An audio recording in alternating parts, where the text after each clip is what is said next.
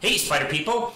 I'm the real Manos, and this is my non-spoiler-ish review for Spider-Man Into the Spiderverse.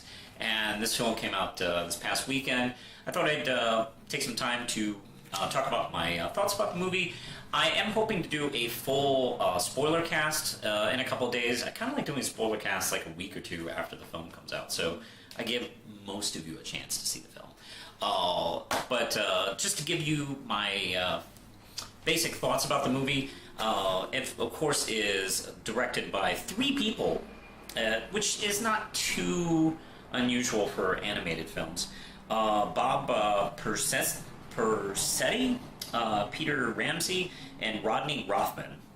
And of course, it stars Shameik Moore as Miles Morales, Jake Johnson as Peter Parker, Haley Steinfeld as Gwen Stacy, and Liz Schreiber as the Kingpin. And this is great. This is one of those films that I was kind of rooting to be good. I was very interested in the art style and the teasers that were shown like almost a year ago. And the fact that it was focusing on Miles Morales was interesting. I guess my one fear was that Miles would be overshadowed by all the other Spider characters in this. And this would be his first time out in film, and, you know, that wouldn't be so awesome. But no, this film very wisely keeps the focus on Miles, because this is essentially his story, even though we have lots of characters, lots of concepts and ideas, and even mini kind of character arcs going on within the movie, but it's still focused on him, which is great. Actually, it does, I think, a better job focusing on Miles and his progression than it does on Peter's in Amazing Spider-Man 2, which had a lot of stuff going on, and was only in one universe. So, alright, let's get going. Essentially, Miles lives in a world where Spider-Man is, been around a while and pretty much a big hero. He gets bitten by a radioactive spider, or I should say genetically enhanced spider, and he comes across this experiment that Kingpin is doing that Spider-Man is trying to bust up, and essentially Spider-Man sticks his face in the energy field and draws a number of spider people from different universes. Just after that, Kingpin kills Spider-Man, which I don't think should be a big spoiler. At least he kills the Spider-Man of that universe.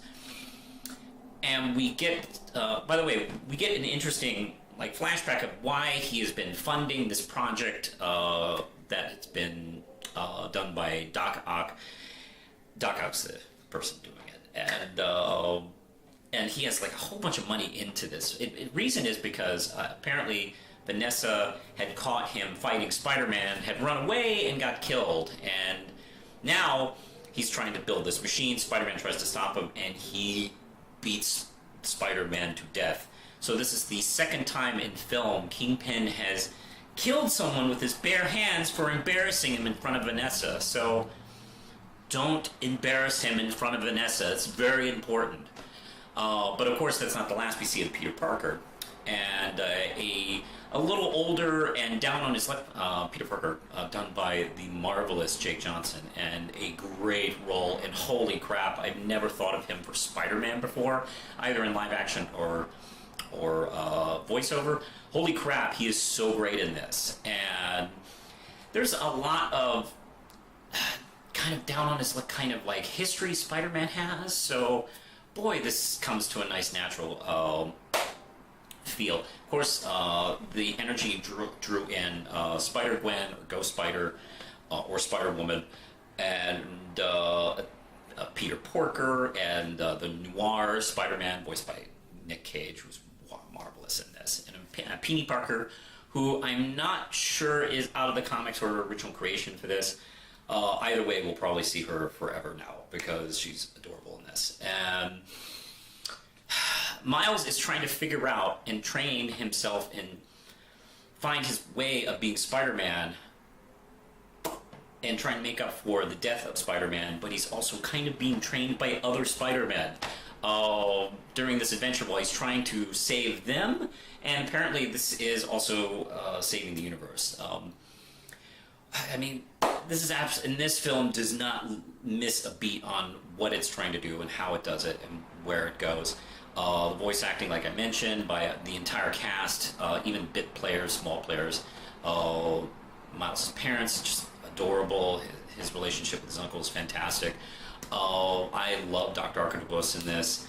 I won't give away too much because there's an awesome reveal of Dr. Octopus in this, and just go see the movie.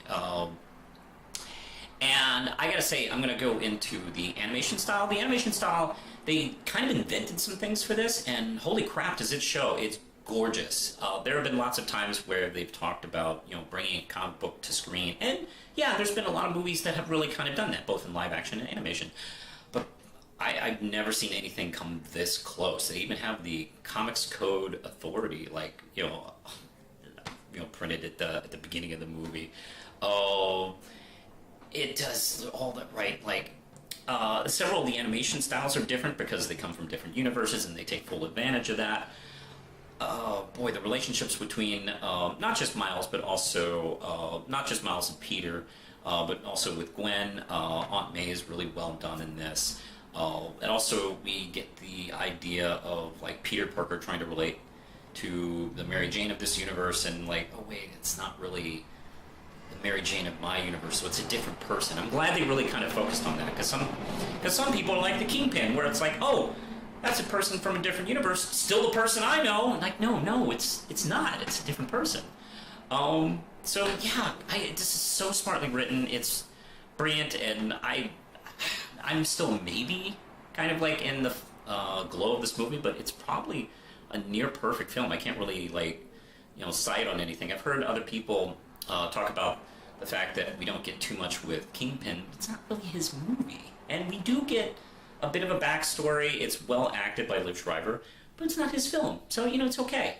Hey, we don't get Hans Gruber backstory in Die Hard, and that's still a good movie. So if we get more of an elaborate backstory of a villain, that's nice. But if we don't, it's fine. So I'm not really even gonna qualify it as a nitpick. So yeah, I'm gonna easily give this 5 out of 5 Ram Chips. One of the best films, not just of superhero or animation, one of the best films I've seen this year. This totally needs to at least get a nomination from the Oscars. Yeah, I liked it. 5 out of 5 Ram Chips. Hey, what did you, the viewers at home, what did you think? Did you like it? Did you have any feelings? Did this get you all psyched up?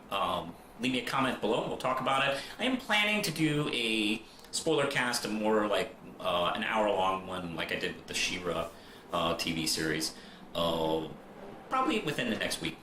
So if you want to find out what's going on, you can follow me on Twitter, Facebook.